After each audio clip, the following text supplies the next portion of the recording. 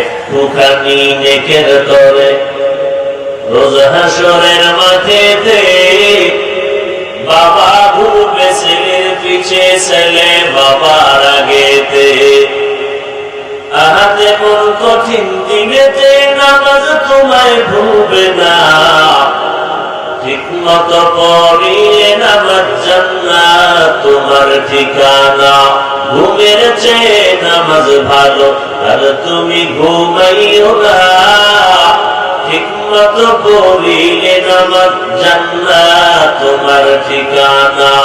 আমার প্রাণের ভাই বোনেরা জলদি করে উঠে যাও, ওযু করে তাড়াতাড়ি নামাজ পড়তে লেগে যাও। আহা নবী বেনামাজির শাফাআত করিবেন না, ঠিকমতো পড়িলে নামাজ জান্নাত তোমার ঠিকানা। ঘুমের চেয়ে নামাজ ভালো আর তুমি ঘুমাইও না, ঠিকমতো পড়িলে নামাজ জান্নাত তোমার ঠিকানা। পয়গম্বর বলেন বেঈমান আর মুমিনের ভেতরে একমাত্র ব্যবধান হলো নামাজ। বাইনাল আবদি ওয়া বাইনাল কুফরি তারকুস সালাহ। বেঈমানেরা নামাজ পড়ে না, মুমিনেরা নামাজ ছাড়ে না। নামাজ যার যত সুন্দর তার আমল তত সুন্দর, নামাজ যার যত ভালো তার আখলাক তত ভালো, নামাজ যার যত ভালো তার লেনদেন ভালো, তার ঈমান আমল ভালো, তার চরিত্র ভালো, তার জাহের বাতেন ভালো।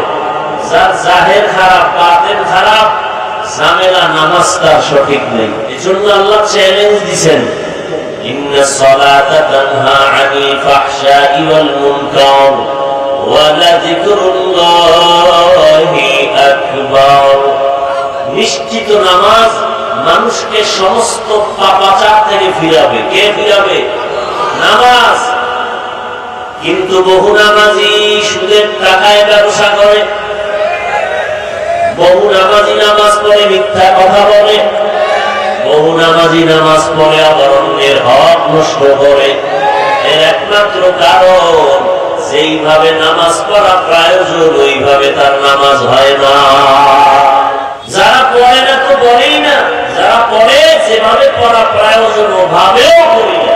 নামাজ পড়তে মসজিদে যায় গেঞ্জি গায়ে দিয়া, যেই গেঞ্জির মধ্যে বাঘ ভাল্লুক বানরের ছবি লাগানো, এই হলো তার নামাজের মহব্বত। ময়লা পোশাক নিয়ে যায়, এই হলো তার নামাজের মহব্বত।